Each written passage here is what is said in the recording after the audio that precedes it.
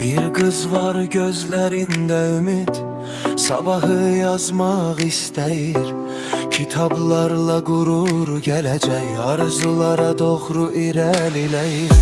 Ama yolunda divarlar var, sesler deyir dayan biraz. Halbuki o da uçmak isteyir, semaya hamı kimi yazar. Koy okusun kızlar, koy öğrensinler, arzularla göylere yükselsinler. Erken nigah değil onların yolu, elm olsun hayatın en güzel rolü.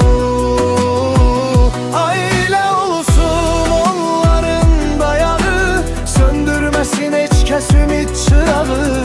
Kızların da hakkı var geleceğe, onlar ışık saçsın her bir ülkeye.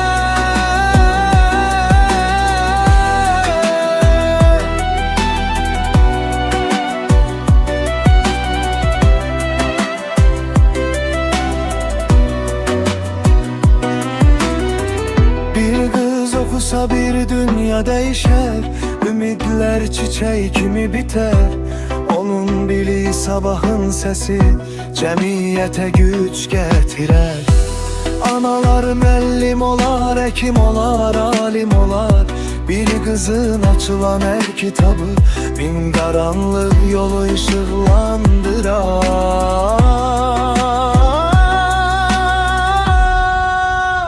Koy okusun kızlar,